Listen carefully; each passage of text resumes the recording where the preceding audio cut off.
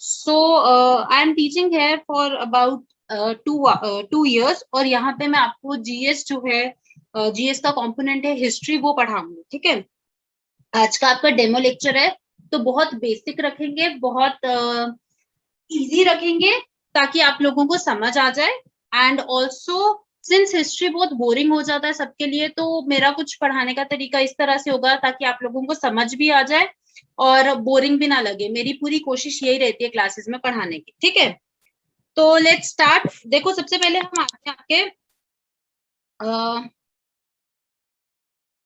क्या है हिस्ट्री का पहला आपका हिस्ट्री है क्या चीज। ठीक है, तो जब मैं हिस्ट्री की बात कर रही हूँ, हिस्ट्री बिल्कुल बेसिक में, बिल्कुल हम बहुत ही बेसिक से बोलेंगे तो हिस्ट्री क्या है? हिस्ट्री मतलब कि इतिहास। क्या है हिस्ट्री? हिस्ट्री है इतिहास, आपके पास्ट में जो जो चीजें हो रखी हैं, जो चीजें आप लोगों ने कभी हुई थी, आपके एंसेस्टर्स ने एक्सपीरियंस की हैं, आपने आप जो आज एक्सपीरियंस कर रहे हो वो कल को आपके फ्यूचर के लिए वो हिस्ट्री बनेगी। ठीक है, नाउ हमारी जो हिस्ट्री है, it is divided into 3 components. कौन कौन सा है? Ancient, medieval and modern. तो 3 कंपोनेंट्स में हिस्ट्री डिवाइड है, एंशिएंट, मिडीवल एंड मॉडर्न।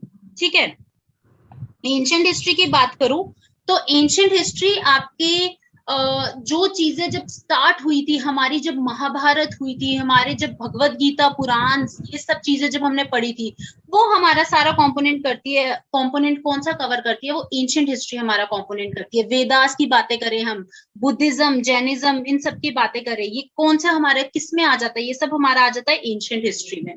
ठीक है, फिर हमारा मिडीवल हिस्ट्री आता है। एंशिएंट हिस्ट्री के खत्म होते होते होते होते हम आते हैं मिडीवल एरा में। मिडीवल एरा है आपका जो मुगलों का एरा था। ठीक है, जब आपके अकबर आए थे, यहाँ पे महाराणा प्रताप आए थे, इन्होंने जब हमारे इंडिया पे राज किया था, ये सारा हमारा कवर होता है मिडीवल हिस्ट्री में।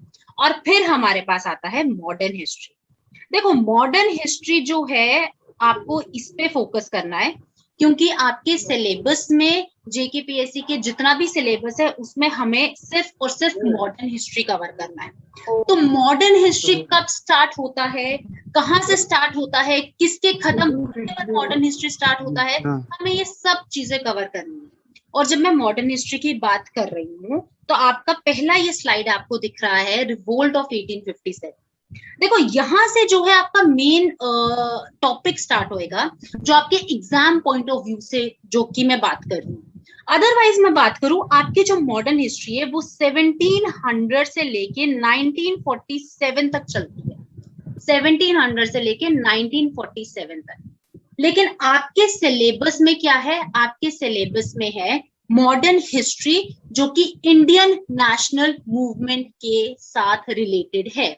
तो जब हम इंडियन नेशनल मूवमेंट की बात करते हैं और हम मॉडर्न हिस्ट्री दोनों की बात करते हैं, तो हमारा उसमें सबसे पहला टॉपिक आता है रिवोल्ट ऑफ 1857।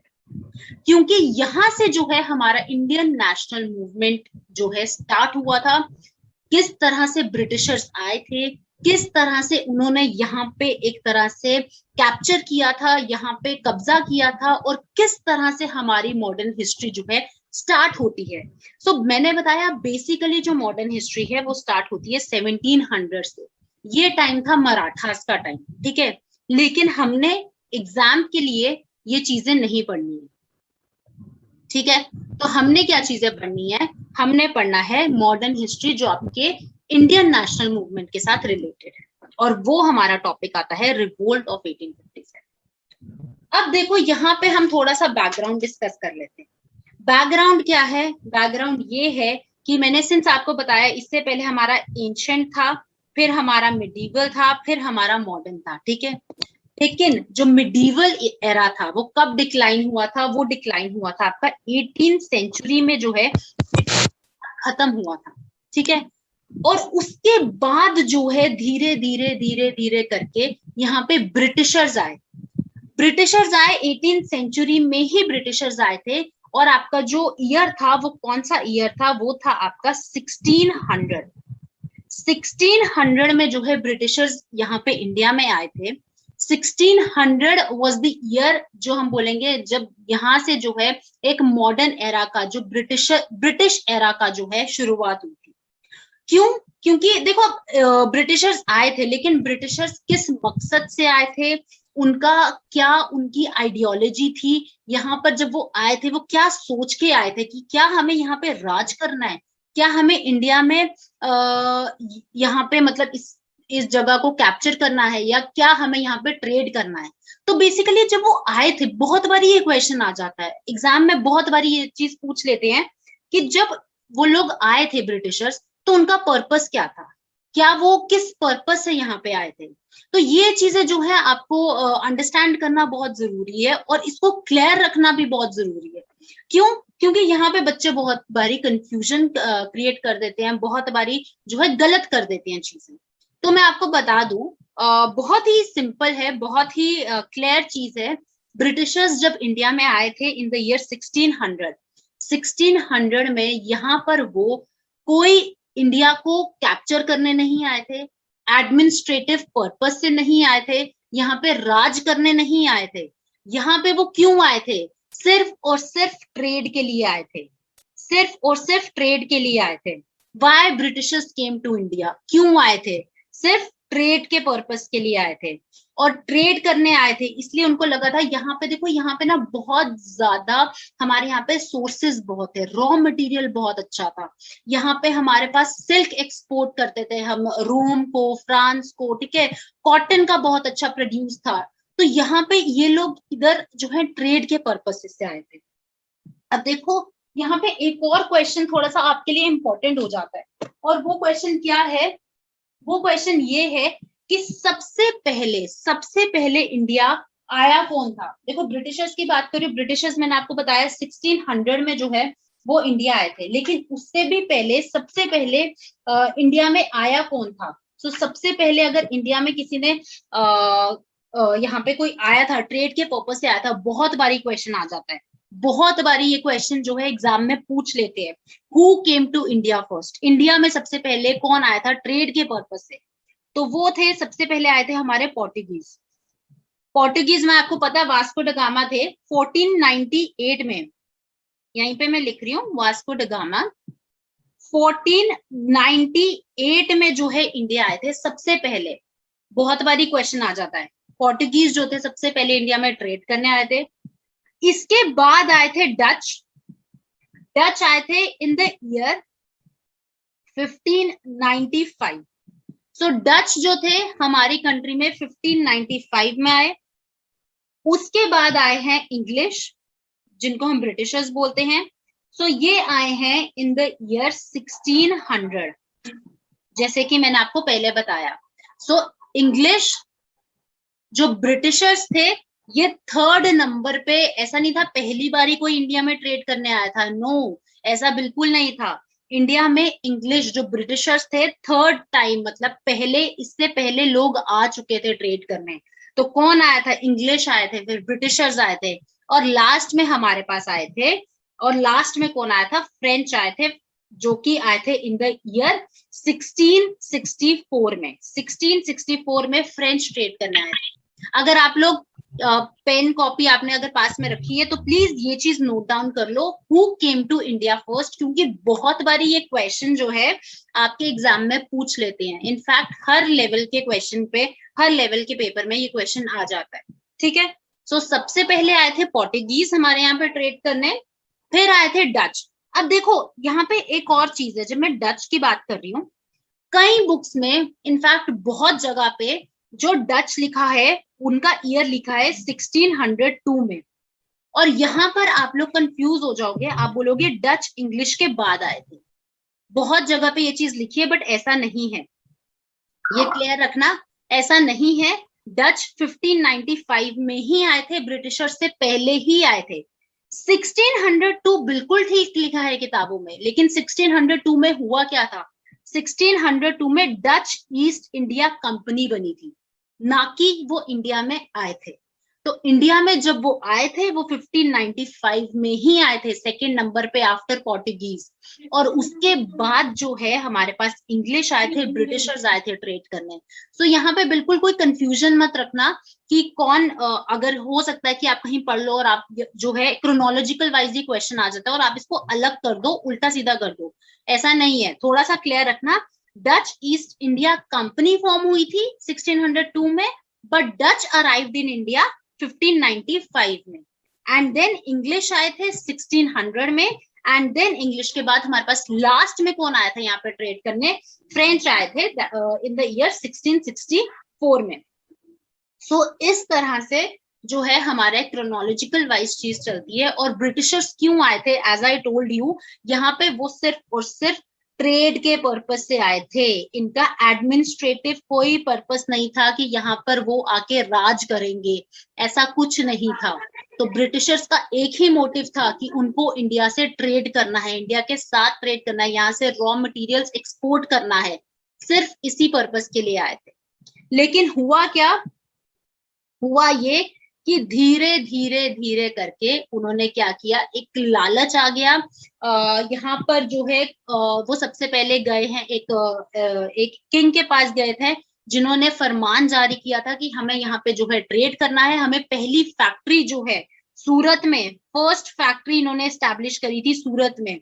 तो एक फरमान लेके गए थे कि हमें जो है पहली फैक्ट्री सूरत में एस्टैब्लिश करनी है, आप प्लीज हमारी हेल्प करो और हमें जो है एक परमिशन दो जो है यहाँ पे एस्टैब्लिश करने की। तो यहाँ से जो है इनका एक तरह से एडमिनिस्ट्रेटिव पर्पस स्टार्ट हुआ जब उन्होंने पहली फैक्ट्री एस्टैब्लिश करी। फिर उन्होंने धीरे धीरे देखा कि यार यहाँ पे तो लोग इनको तो कुछ पता नहीं है, लेकिन यहाँ के रॉ मटेरियल्स बहुत बढ़िया है, यहाँ पे लोगों को इतना नॉलेज नहीं है, तो हम इनको जो है गवर्न कर सकते हैं, हम इनको रूल कर सकते हैं, और हम यहाँ पे बहुत अच्छे से राज कर सकते हैं एक तरह से। तो ये चीज इनके दिमाग में धीरे धीरे धीरे आई थी after establishing first factory eight सूरत। वेरी इंपॉर्टेंट, बहुत बारी क्वेश्चन आता है। और जब इन्होंने पहली फैक्ट्री एक तरह से एस्टैब्लिश कर दी थी, उसके बाद इन्होंने पहले सूरत पे किया, फिर कैलकाटा, फिर धीरे धीरे करके इन्होंने बाकी एम्पायर पे जो है अपना राज किया। ठीक है, अब देखो हम बात कर रहे हैं रिवोल्ट ऑफ 1857 की, रिवोल्ट की बात कर रहे हैं, लेकिन यहाँ पे ये जो पिक्चर्स हैं ये रिवोल्ट की नहीं, 1 2 3, ये रिवोल्ट की पिक्चर्स नहीं, ये किसके पिक्चर्स है? सबसे पहले मैं आपको बता दूं, जो रिवोल्ट ऑफ 1857 है जो आपके सिलेबस में है, मैंने थोड़ा भी बैकग्राउंड बताया आपको, ब्रिटिशर्स कैसे आए, कौन पहले आया, ये भी थोड़ा आपके आगे जो है हिस्ट्री कवर करने के लिए ये चीजें इंपॉर्टेंट होती है। लेकिन जब मैं आप बात कर रही हूँ, हम मेन टॉपिक पे आते हैं, रिवोल्ट पे हम आ रहे हैं, ठीक है, रिवोल्ट ऑफ 1857 पे। अब मैं इसको एक चीज बता दूं, इसको हम फर्स्ट वॉर ऑफ इंडिपेंडेंस भी बोलते हैं। रिवोल्ट ऑफ 1857 को हम फर्स्ट वॉर ऑफ इंडिपेंडेंस भी बोलते हैं। और यहीं से जो है इंडियन नेशनल मूवमेंट की, मैंने आपको बताया, शुरुआत होती है, स्टार्ट होता है। अब देखो, इसको हम फर्स्ट वॉर ऑफ इंडिपेंडेंस, आप पूछोगे मैम इसको फर्स्ट वॉर ऑफ इंडिपेंडेंस क्यों बोलते हैं? मतलब 1857 में पहले लड़ाई हुई थी, हम इंडिपेंडेंस की बात कर रहे हैं, लेकिन आजादी हमें तो 1947 में मिली है। तो मतलब हम इसी को क्यों फर्स्ट वॉर ऑफ इंडिपेंडेंस बोलते हैं? इतनी देर पहले हम, मतलब कितना 100 साल पहले हम ऐसे आजादी की लड़ाई लड़ रहे थे, और उसके बाद जाके हमें इस टाइम पे आजादी मिली है। तो देखो, पहले मैं आपको बता दूं, इसको हम फर्स्ट वॉर ऑफ इंडिपेंडेंस क्यों बोलते हैं, रिवोल्ट ऑफ 1857 को? तो सिर्फ इसीलिए बोलते हैं क्योंकि ये एक ऐसा पहला रिवोल्ट था, ऐसी पहली लड़ाई थी, ऐसा पहला युद्ध था जिसने पहली बारी, first time, for the very first time, इन्होंने क्या किया था, पूरे इंडिया को, यहाँ के जितने भी लोग थे, अभी तक लोगों में नेशनलिज्म का एक भावना नहीं थी, नेशनलिज्म का स्पिरिट नहीं था, ब्रदरहुड की कोई भावना नहीं थी, लेकिन इस रिवोल्ट ने फॉर द फर्स्ट टाइम यहाँ के लोगों को ये दिखाया था, ये जितलाया था कि देखो भाई, ये कंट्री जो है, आप कुछ भी कर लो, अगर नॉर्थ टू साउथ देखो, ईस्ट टू वेस्ट देखो, ये हमारी टेरिटरी है, ठीक है, यहाँ पर हम रहते हैं, लेकिन यहाँ पे कब्जा कोई और कर रहा है, यहाँ पे हमारे ऊपर हुक्म कोई और कर रहा है, हमारे ऊपर कोई कंट्रोल कोई और कर रहा है। और काफी ज्यादा जो है ब्रिटिशर्स ने काफी ज्यादा अत्याचार किए थे, काफी ज्यादा क्रुएल्टी हुई थी लोगों के ऊपर। इस वजह से ये जो रिवोल्ट था, एक मैं बोलूंगी अमालगमेशन था, ठीक है, एक कल्मिनेशन था जितने भी यहाँ पे अत्याचार हो रहे थे लोगों पे, फॉर एग्जाम्पल जो फार्मर्स थे वो काफी ज्यादा उनकी कंडीशन खराब थी, काफी ज्यादा उनका जो एक स्टेटस था वो बहुत ही ज्यादा खराब था। मतलब इतना खराब था कि लोग जो है, फार्मर्स जो है, सुसाइड कर रहे थे क्योंकि उनको इतना हाई अमाउंट ऑफ रेंट पे करना पड़ रहा था। तो बहुत ज्यादा जब उनको रेंट पे करना पड़ा था और इतना वो कमा भी नहीं रहे थे जितना उनको खुद से देना पड़ रहा था, उनके हाथ में हार्डली कुछ आ रहा था। ठीक है, उसके बाद जो यहाँ पे लोग थे, जो इंडियंस थे, उनकी और कंडीशन इतनी खराब हो रही थी कि अगर मैं आपको और सिंपल लैंग्वेज में बताऊं, थोड़ा आपको और रियलाइज करवाऊं, तो कुछ इस तरह से थे कि फैक्ट्रीज में जो इंडियंस थे उनको बोला जाता था कि आप जो है यहाँ पे थूक हमारा जो है चाटो, हमारा एक तरह से यहाँ पे अपने मतलब पैरों से जो है उनको ट्रीट करते थे, बहुत ही गंदा ट्रीट किया जाता था ब्रिटिशर्स ने इंडियंस को। और ये उनको जो पे थी, पे स्केल जो था ब्रिटिशर से हमेशा कम था, इंडियंस का पे स्केल ब्रिटिशर से कम था किसी भी लेवल पे। आर्मी की बात करूं तो सूबेदार से ऊपर पोजीशन जो है किसी भी इंडियन की नहीं थी, और वहां पर भी जो उनको सैलरी मिलती थी, चाहे उसका रैंक ब्रिटिशर से ज्यादा है या कम है, लेकिन उसको जो सैलरी मिलेगी ब्रिटिशर से कम ही मिलेगी। तो बहुत ही ज्यादा डिस्क्रिमिनेशन था। नौकरों की तरह, नौकर भी एक बहुत डिसेंट वर्ड है, बट बहुत ही गंदा उनको ट्रीट किया जाता था। तो ये जो रिवोल्ट था, रिवोल्ट एक तरह से इमैल्गमेशन था, सारे के सारे जो उनके ऊपर क्रुएल्टी हुई थी, उनके ऊपर जो अत्याचार हुए थे, उनके ऊपर जितने भी क्राइसिस हुए थे, उन सबका एक अमेल्गमेशन था रिवोल्ट ऑफ 1857। और इस रिवोल्ट को फर्स्ट वॉर ऑफ इंडिपेंडेंस भी इसीलिए बोला जाता था, क्योंकि पहली बार फॉर द फर्स्ट टाइम लोगों को लगा कि भाई ये कंट्री तो हमारी है, चाहे जो मर्जी है, north to south, east to west, यहाँ पे हम रहते हैं, टेरिटरी हमारी है, लेकिन कोई और आके यहाँ पे राज कर रहा है, कोई और हमें रूल कर रहा है।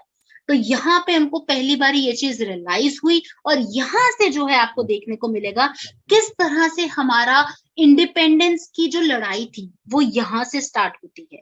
ये आपको आगे, जब हम आगे के चैप्टर्स और पढ़ेंगे, तो आपको और अच्छे से रियलाइज होएगा कि कैसे हम इसको, और क्यों हम इसको फर्स्ट वॉर ऑफ इंडिपेंडेंस बोलते हैं। क्योंकि यहीं से ये एक बेस बना, फिर आपका इंडियन नेशनल कांग्रेस जो है फॉर्म हुई थी। तो यही एक बेस बना था जब लोगों को रियलाइज हुआ था कि नहीं, अब हमें एक अपने रूलर की जरूरत है, हमें एक अपना कोई हमारा होना चाहिए जो कल को हमें रूल करेगा और कल को हमारी जो है चीजें आगे रखेगा ब्रिटिशर्स के आगे। ठीक है, तो यहाँ पे हम कॉजेज जरूर स्टडी करेंगे, रिवोल्ट के कॉजेज स्टडी करेंगे, डोंट वरी। मैंने अभी आपको एक बहुत ही बेसिक सा इंट्रोडक्शन बताया रिवोल्ट का। ठीक है, तो देखो यहाँ पे मैंने आपको बोला ये फर्स्ट वॉर ऑफ इंडिपेंडेंस जरूर था, लेकिन ऐसा नहीं था कि इससे पहले लड़ाइयां नहीं हुई थी। बिल्कुल लड़ाइयां हुई थी, और इंडियंस ने जो है काफी ब्रिटिशर्स के अगेंस्ट भी लड़ाई करी थी। ठीक है, जैसे कि म्यूटिनी ऑफ सिपॉयज था। ठीक है, mutiny of sepoy, yes, sepoy mutiny in Bengal बात करेंगे, सिपॉय म्यूटिनी इन बंगाल।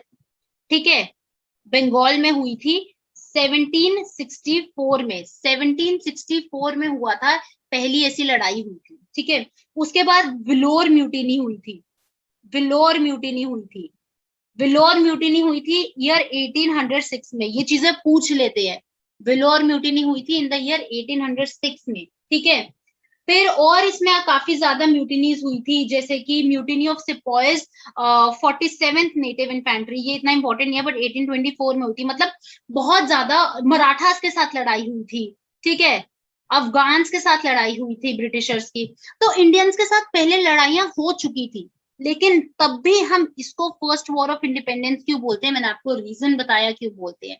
और ऐसा नहीं था कि पहली बार इंडियंस ने ब्रिटिशर्स के अगेंस्ट आवाज उठाई थी, नहीं, ऐसा नहीं था, पहले भी उठा चुके थे, लेकिन कुछ कुछ सेक्शंस में, कि खाली मराठास ने लड़ाई करी, खाली अफगान्स ने लड़ाई करी। ठीक है, बंगाल में लड़ाई हुई, लेकिन यहाँ पर क्या हुआ था, यहाँ पर पूरा का पूरा एक टेरिटरी, सारे के सारे लोगों ने मिलके आके जो है ब्रिटिशर्स के अगेंस्ट जो लड़ाई स्टार्ट करना चाहिए। बहुत ही मैं बोलूंगी एक बहुत लार्ज स्केल पर ये रिवोल्ट हुआ था, और it is very very very important आपके एग्जाम पॉइंट ऑफ व्यू में किसी भी कोई भी पेपर तुम दे लो, कोई भी एग्जाम तुम दे लो, रिवोल्ट का क्वेश्चन जो है आता ही आता है। इसलिए इसको जितना अच्छे से क्लियर करोगे, जितना अच्छे से इसको पढ़ोगे, उतना तुम्हारे लिए अच्छा है, क्योंकि इसका जो क्वेश्चन है पूछते ही पूछते हैं, कोई भी लेवल का एग्जाम तुम दे दो। ठीक है, तो आगे बढ़ते हैं। अब देखो, ये कुछ था आपके epicentre and other reasons of revolt, किस तरह से जो है रिवोल्ट आपका स्प्रेड हुआ था बाकी के एरियाज में।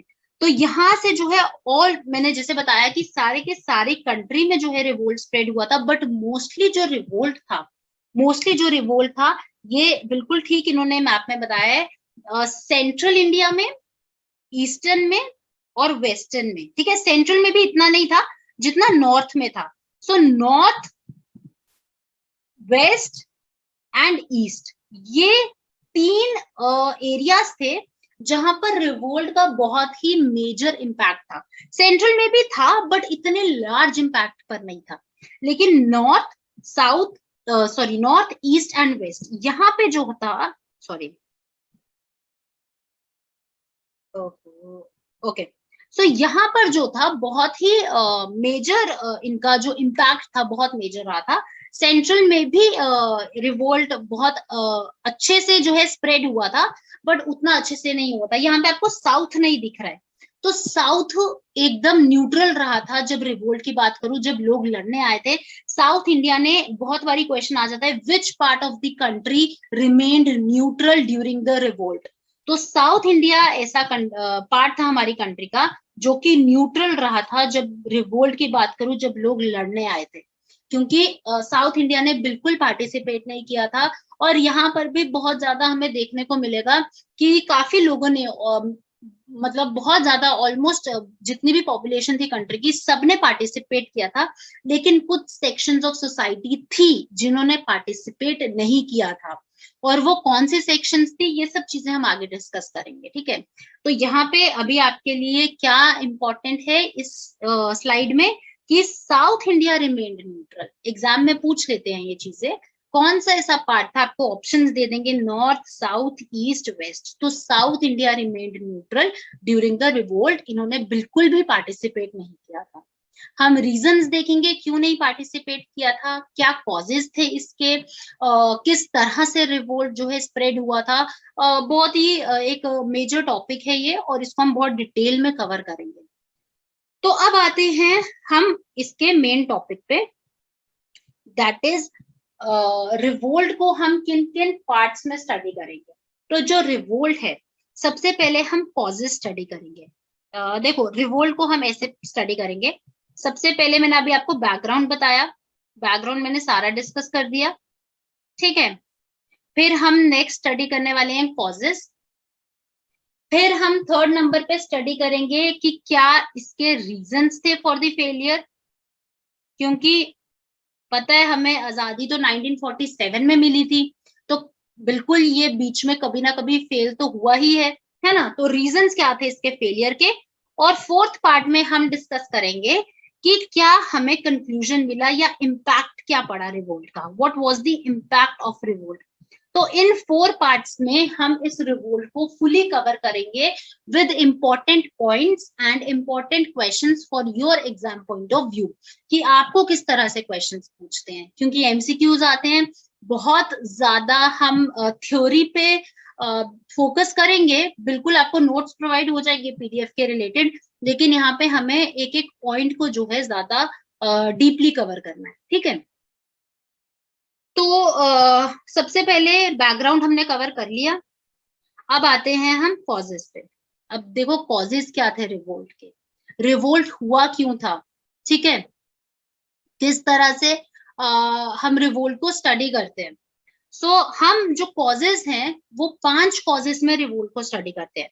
Political cause, economic cause, religious cause, military cause and immediate cause. In 5 causes में हम रिवोल्ट को स्टडी करेंगे, political, economic, religious, military and immediate cause. अब देखो, मैं पॉलिटिकल कॉज की बात कर रही हूँ। ठीक है, पॉलिटिकल कॉजेज क्या क्या थे, इससे पहले थोड़ा सा हम पॉलिटिकल कॉजेज पढ़ने से पहले एक और चीज जो एग्जाम के लिए इम्पोर्टेंट है वो ये है कि जब रिवोल्ट हुआ था, रिवोल्ट ऑफ 1857 जब हुआ था, ठीक है, उस टाइम पे हमारे जो गवर्नर जनरल थे वो कौन थे? सो ये बहुत बड़ी क्वेश्चन आता है, गवर्नर जनरल कौन थे ड्यूरिंग द रिवोल्ट ऑफ 1857? कौन थे?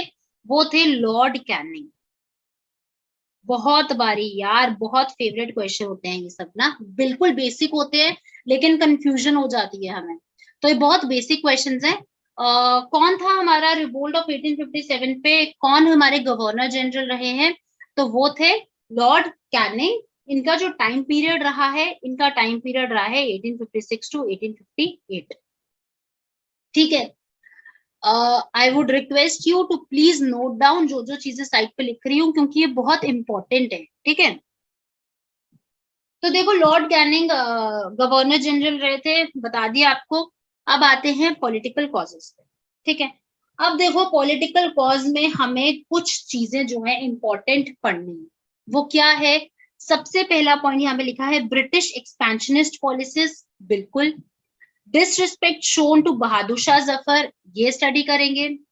Absentee sovereignty of the British, ये स्टडी करेंगे। सब्सिडरी अलायंस, ठीक है, और ये स्टडी करेंगे। तो इन 5 पॉइंट्स, इन 4 पॉइंट्स पे हम पॉलिटिकल कॉज को स्टडी करेंगे। तो देखो यहाँ पे जो ब्रिटिश एक्सपेंशनिस्ट पॉलिसी है, इसको हम एक और नाम से बोल सकते हैं, वो है आपका डॉक्ट्रीन ऑफ लैप्स। तो 2 पॉइंट्स तो हमें कवर करने हैं, डॉक्ट्रीन ऑफ लैप्स और सब्सिडरी अलायंस। अब आपने पढ़ा तो होगा बचपन में लेकिन याद नहीं होगा, तो हम उसको कवर कर लेते हैं, क्या है, कैसे ये चीजें हुई थी। तो let's move on to next slide. Subsidiary alliance, ठीक है, अब देखो सब्सिडरी अलायंस क्या था। सब्सिडरी जो ब्रिटिशर्स थे, सब्सिडरी अलायंस जो हुआ था वो हमारे पास आया था इन द ईयर 1757 में, जो है सब्सिडरी अलायंस इंट्रोड्यूस हुआ था। 1757 में सब्सिडरी अलायंस का इंट्रोडक्शन हुआ था, और 1799 में सब्सिडरी अलायंस का इंट्रोडक्शन हुआ था।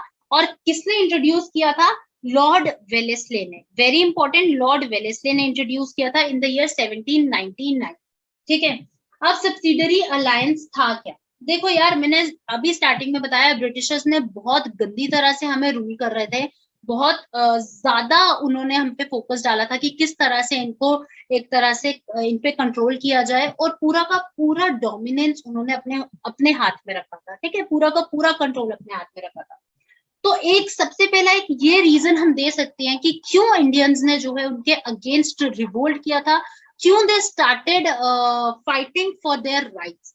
क्योंकि सब्सिडरी अलायंस ऐसा था, पहली चीज यहाँ पे लिखी है, Indian states were called the protected states and British the Paramount power. तो इंडियन स्टेट्स को प्रोटेक्टेड स्टेट्स बोला जाता था और ब्रिटिश को बोला जाता था पैरामाउंट पावर, क्योंकि एक तरह से जो यहाँ पे जितने भी नेटिव स्टेट्स थी उनको एक आर्मी मेंटेन करनी पड़ती थी। जो इंडियन स्टेट्स थी सबको आर्मी मेंटेन करनी पड़ती थी, और ये जो आर्मी थे, ये जो इंडियन लोग थे, ये अपने एक्सपेंस पे मेंटेन करते थे, मतलब खर्चा इंडियंस लगाते थे, लेकिन आर्मी पे पूरा का पूरा कंट्रोल किसका होता था? ब्रिटिशर्स का होता था। मतलब पैसा तुमने लगाया लेकिन कंट्रोल किसका है? किसी और का कंट्रोल है।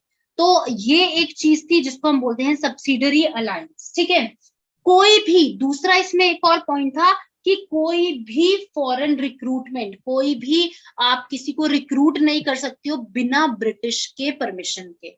अगर कोई स्टेट है, फॉर एग्जाम्पल पंजाब है या फिर बंगाल है या फिर महाराष्ट्र है, कोई भी स्टेट है, उसने अपनी आर्मी मेंटेन करी है, अपनी आर्मी उसने बनाई हुई है, लेकिन उस आर्मी पे पहली तो चीज ये थी कि पूरा का पूरा कंट्रोल किसका था? ब्रिटिशर्स के हाथों में था। दूसरा पॉइंट ये था कि इस आर्मी में कोई भी नेटिव स्टेट जो है किसी को रिक्रूट नहीं कर सकती बिना परमिशन के। सो विदाउट परमिशन वो रिक्रूट नहीं हो सकता था। ठीक है, तो सेकेंड पॉइंट यही है, Britishers third, the native ruler had to maintain a contingent of British troop in his territory commanded by British officers. तो जितना भी रिक्रूटमेंट था वो किसकी परमिशन के बगैर नहीं हो सकता, ब्रिटिशर्स की परमिशन के बगैर नहीं हो सकता था।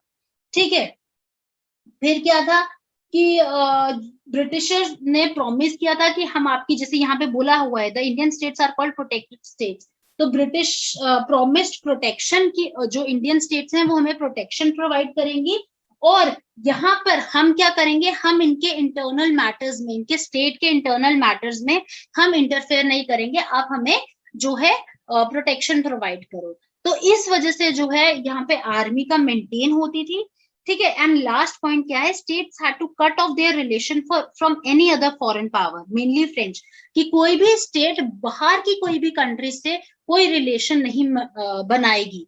तो ये सारा था subsidiary alliance. In short subsidiary alliance में क्या था, जो आर्मी का पूरा जो कंट्रोल था वो किस पे था, वो ब्रिटिशर्स के हाथों में था, और जितना भी जो पावर थी वो भी ब्रिटिशर्स के हाथों में थी। जो भी एट द एंड एक्सपेंसेस कौन उठाएगा, इंडियंस उठाएंगे, जो स्टेट है वो खर्चा उठाएगी, लेकिन ओवरऑल कंट्रोल किसका होएगा, ब्रिटिशर्स का होएगा। ठीक है, तो ये चीजें इंडियंस को कई बारी पसंद नहीं आई थी। ऑब्वियसली क्यों आएंगी, क्योंकि जब सारा का सारा खर्चा हम उठा रहे हैं, आप बोल रहे हो रिक्रूट भी नहीं करोगे हमारी परमिशन के बिना, फिर आप बोल रहे हो आप उस पे पैसा भी नहीं लगाओगे, पैसा भी हम लगाएं, खर्चा भी हम उठाएं, तो मतलब, और आप क्या कर रहे हो, आप हमें एक तरह से पूरा का पूरा कंट्रोल कर रहे हो।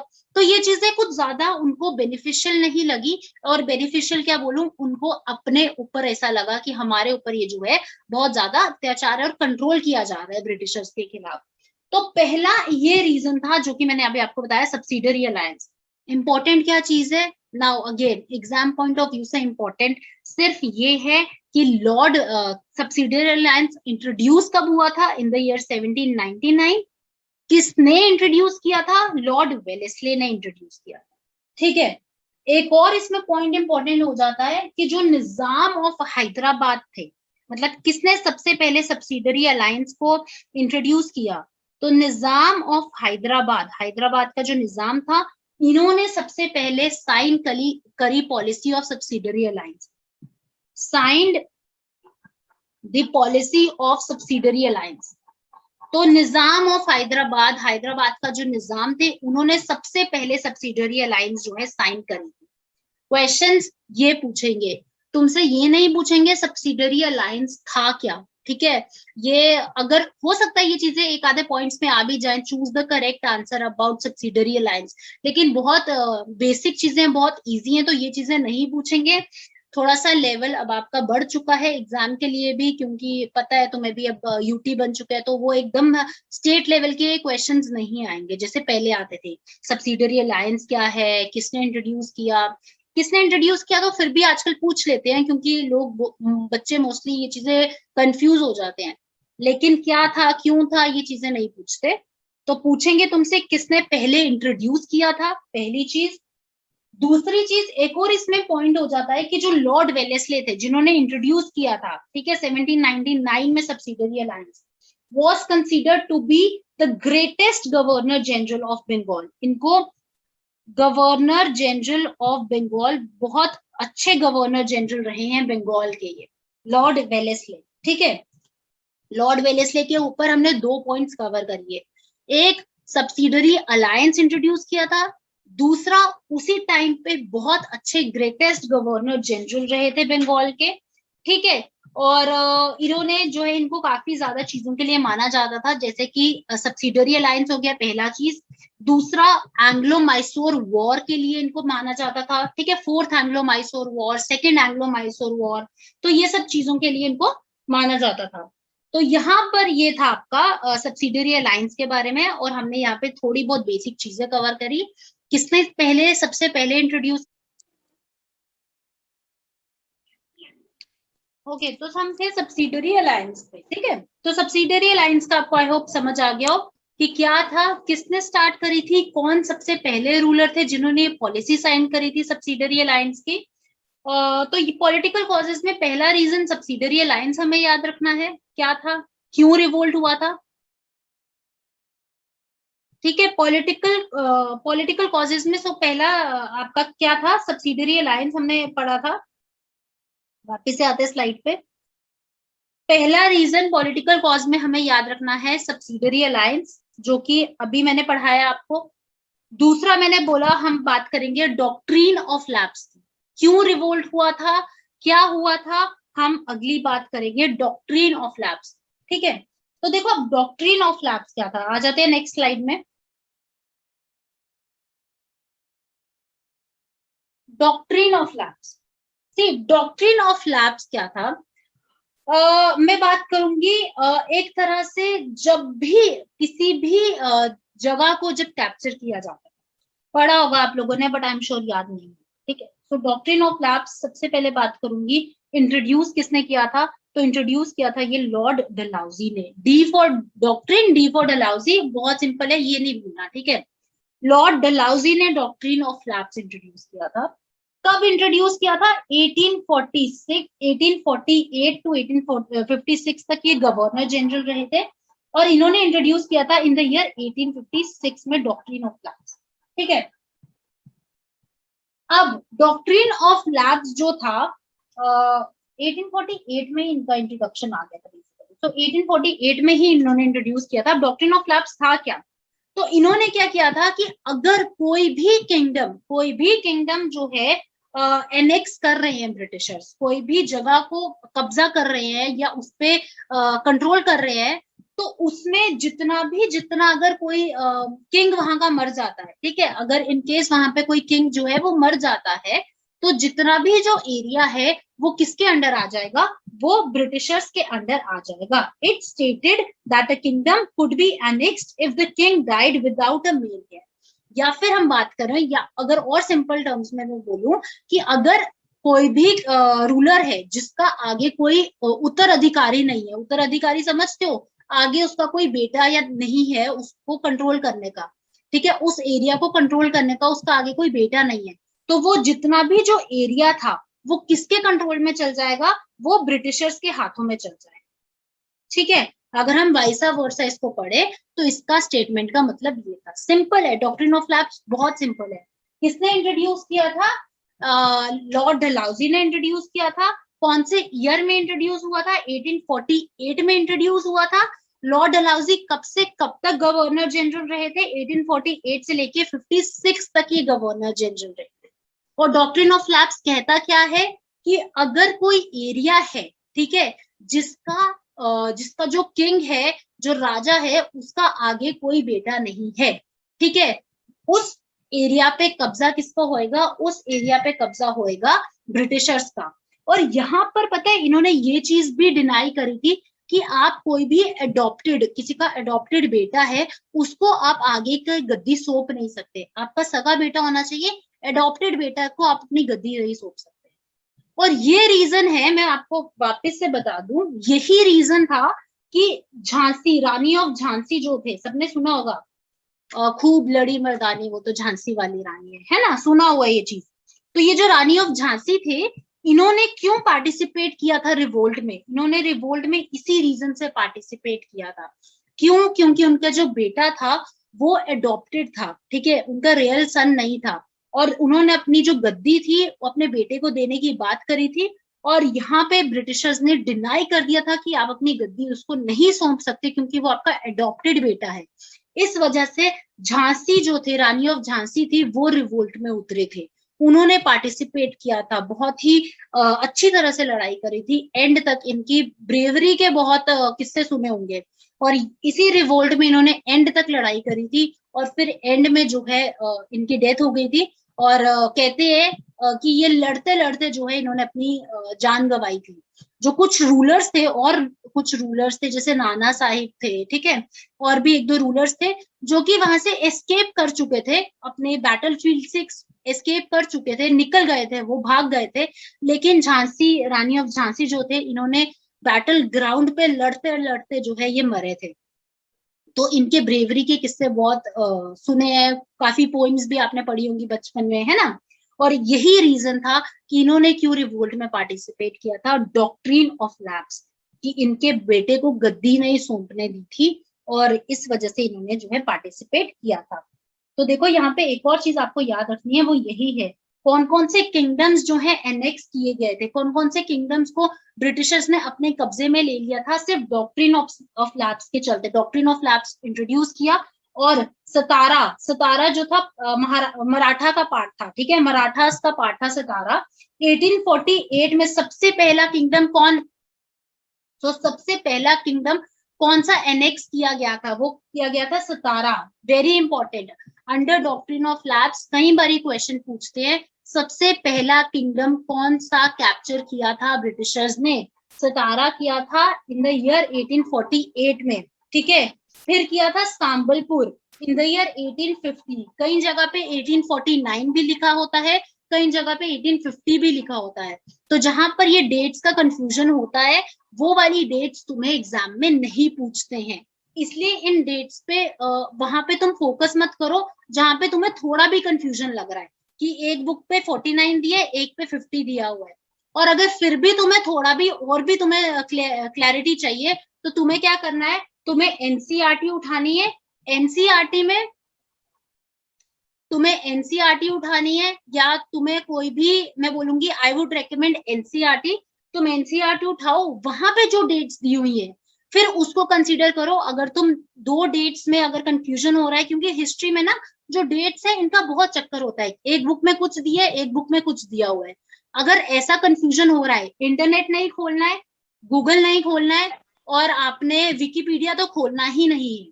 आपने क्या खोलनी है, आपने एनसीईआरटी किताब खोलनी है, वहां पे देखना है कि यहाँ की डेट क्या दी हुई है, फिर आपने वो डेट को कंसीडर करना है, ठीक है। अदरवाइज गूगल विकिपीडिया पे बिल्कुल नहीं खोलना है, विकिपीडिया नहीं देखना है, विकिपीडिया ऑथेंटिक सोर्स नहीं माना जाता है। विकिपीडिया तुम देख के कोई भी डेट याद करोगे, कुछ करोगे, फिर बाद में बोलोगे गलत हो गया, तो वो नहीं होता। ऐसा कुछ कंफ्यूजन है, मैं हिस्ट्री की बात कर रही हूँ, हिस्ट्री में तुम्हें सिर्फ और सिर्फ एनसीईआरटी उठा के देखनी है, ठीक है। चलो आगे बढ़ते हैं। कौन कौन सी स्टेट्स एनेक्स हुई थी, सतारा हुई थी, मैंने बताया पहली स्टेट, फिर संबलपुर, फिर हुआ है Udaipur in the year 1852, Nagpur हुआ है 1853 में, और झांसी, बेसिकली नागपुर 54 में हुआ है, नागपुर 54 में हुआ है, यहाँ पे भी गलत है, और झांसी हुआ है 1853 में। 1853 में झांसी को कैप्चर किया था इन्होंने under doctrine of lapse, and this was the reason why Jhansi, Rani of Jhansi participated in the revolt of 1857, ठीक है। तो हम ये बात कर रहे थे पॉलिटिकल कॉजेज की। पॉलिटिकल कॉजेज में मैंने आपको बताया आपने क्या चीजें याद रखनी है, subsidiary alliance, doctrine of lapse, फिर यहाँ पे एक चीज थी miss treatment of Bahadur Shah Zafar, है ना, वापिस से आते हैं, disrespect shown to Bahadur Shah Zafar.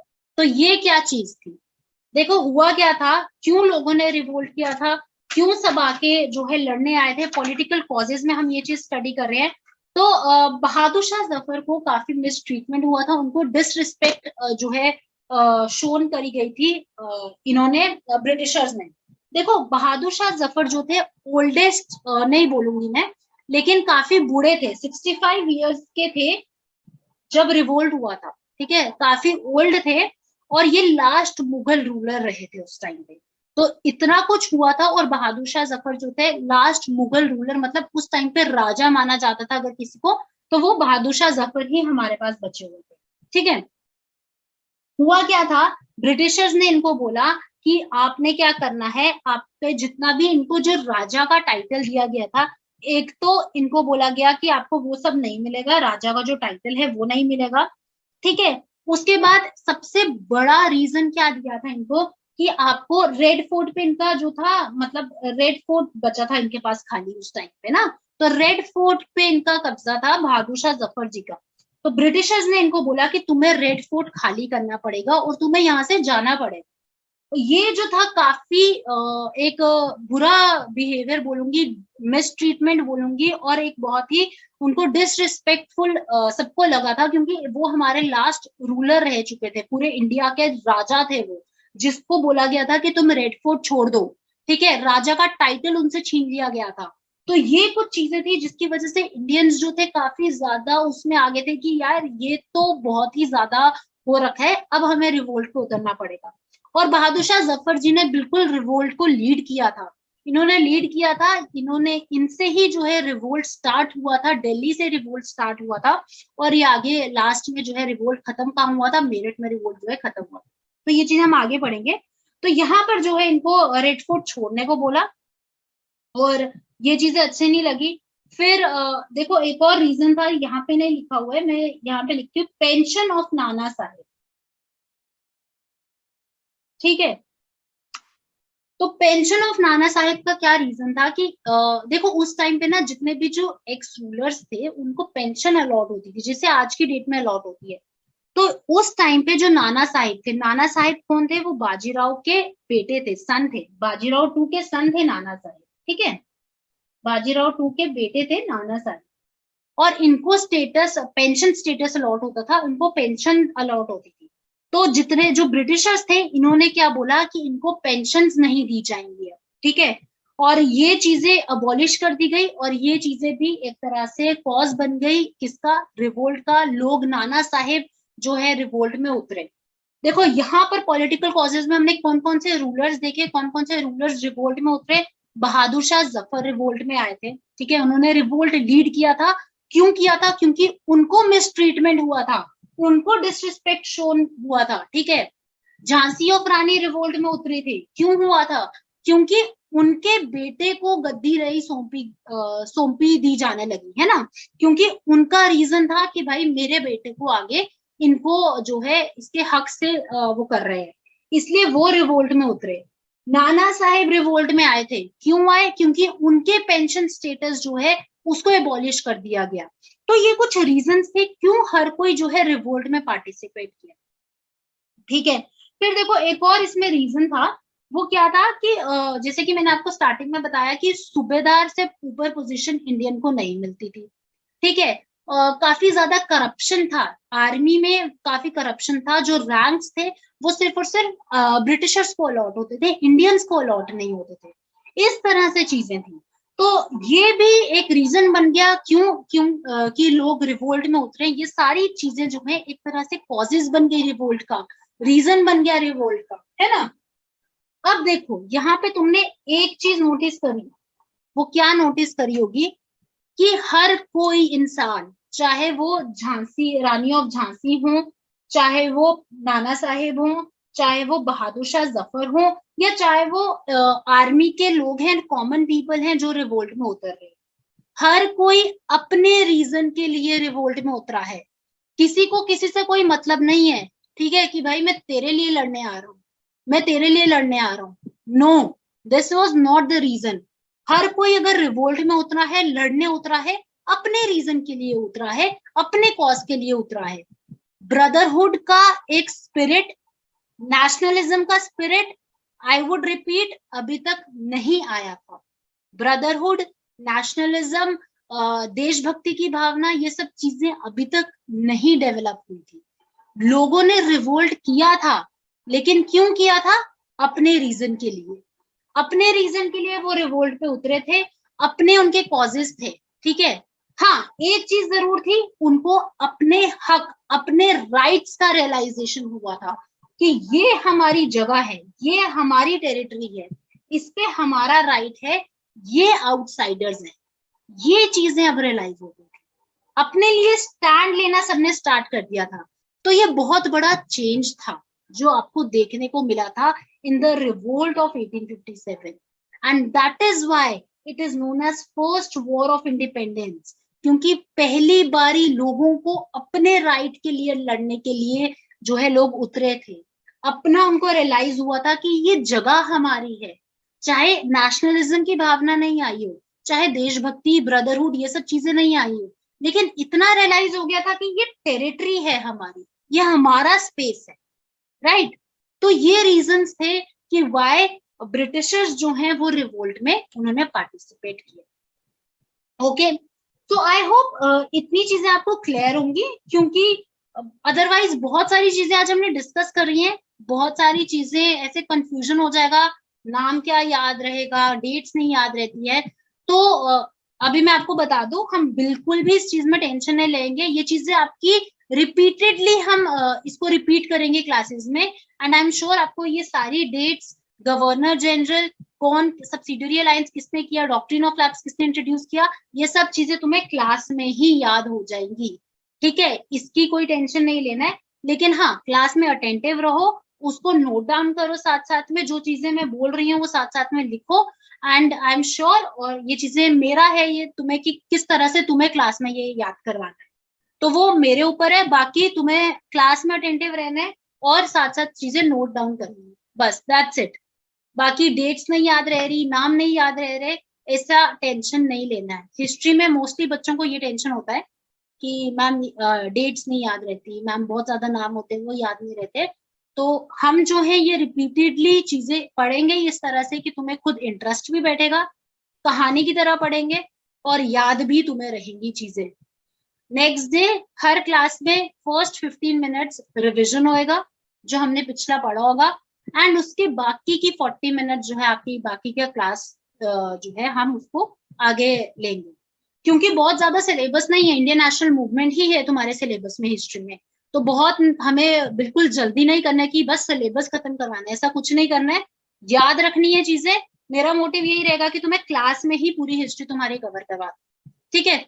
बाकी याद कैसे करना है वो आप क्लास में देखोगे, क्लास में ही चीजें याद हो जाएंगी, रिविजन होएगा, क्वेश्चंस पूछे जाएंगे, बस आपको वो चीजें करनी है, बाकी आप मेरे पे छोड़ दो किस तरह से याद करनी है चीजें। क्लियर? तो आज का हम इतना रखते हैं, बाकी का economic causes, religious causes, military और इमीडिएट कॉज हम नेक्स्ट क्लास में जो है डिस्कस करेंगे, अदरवाइज बहुत कंफ्यूजिंग हो जाएगा। ठीक है, और कल हम इसको रिवाइज कर देंगे। तो आई होप सबको ये क्लियर हो गया हो। Any doubts for the day?